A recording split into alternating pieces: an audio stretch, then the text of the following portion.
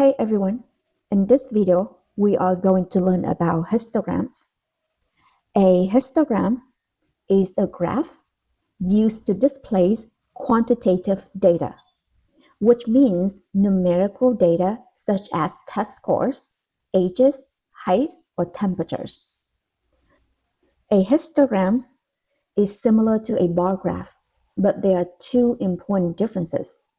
First, each bar represents a class interval or a range of values. Second, the bars touch because the data are numerical and continuous. The height of each bar shows the frequency or relative frequency. Let's look at our first example. We want to construct a histogram for this frequency table. Let's build the histogram step by step. First, identifying what belongs on each axis. The score intervals go on the horizontal axis, so label it score.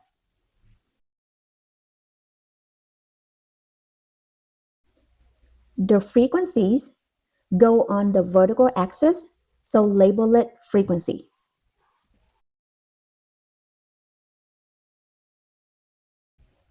Next, choose a scale for the frequency axis. Since the largest frequency is 8, labeling the axis from 0 to 8 works well.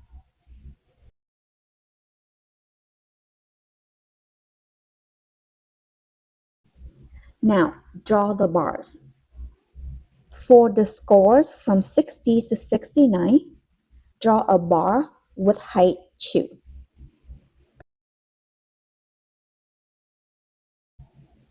For the scores from 70 to 79, draw a bar with height 5. For scores from 80 to 89, draw a bar with height 8. For scores from 90 to 99, draw a bar with height 4.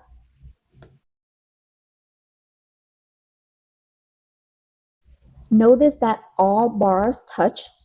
That's an important feature of a histogram. Before moving on, do a quick check. Are both axes labeled? Yes. Do the bars touch? Yes. Do the bar heights match the frequencies? The height of this bar is 2. The height of this bar is 5. The height of this bar is 8.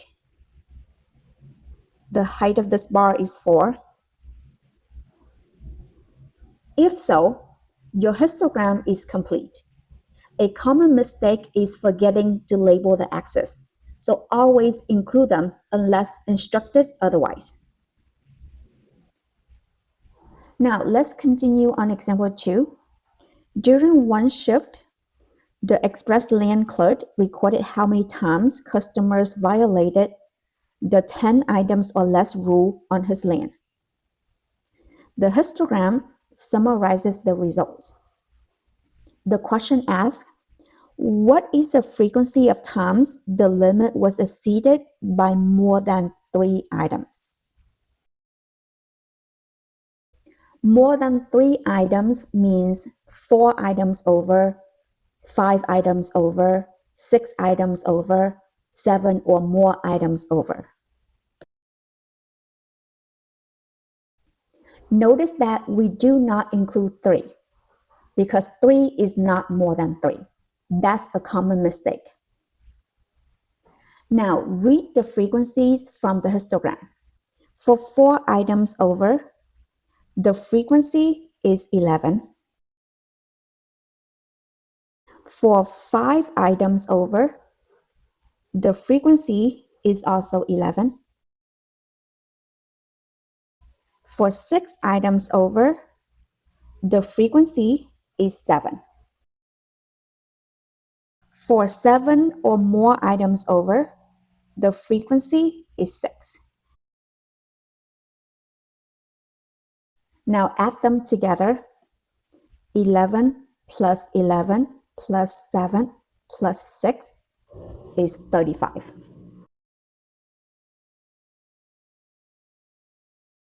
So the frequency of times the limit was exceeded by more than 3 items is 35.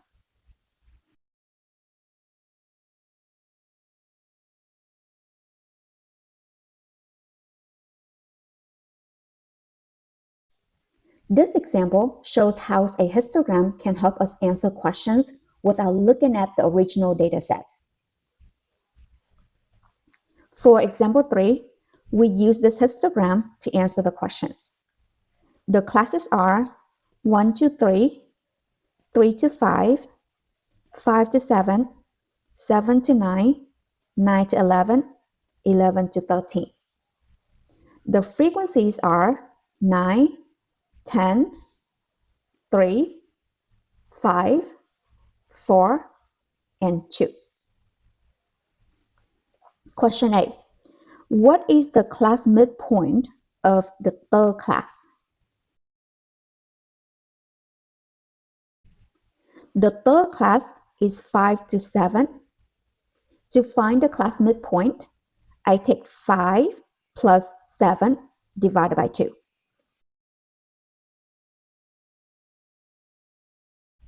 5 plus 7 is 12. And 12 divided by 2 is 6. So the class midpoint for this class is 6.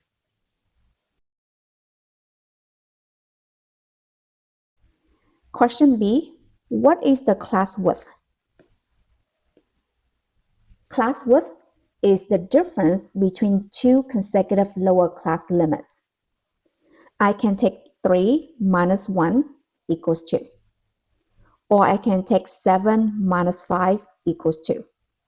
Or I can take 13 minus 11 is also 2. Question C. What is the sample size? The sample size is the sum of all frequencies.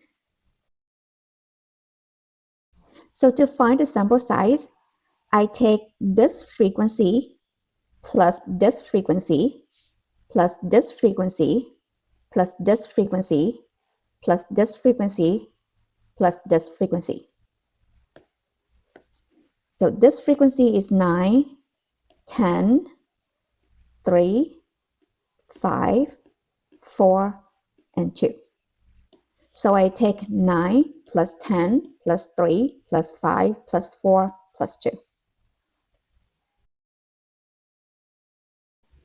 And that equals 33. So the sample size is 33. Question D.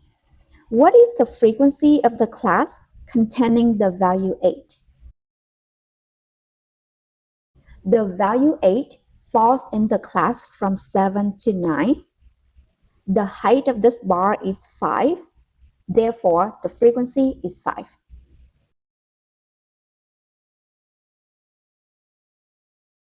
Be careful here. The histogram tells us the frequency of the class containing 8, not how many times the exact value 8 appears.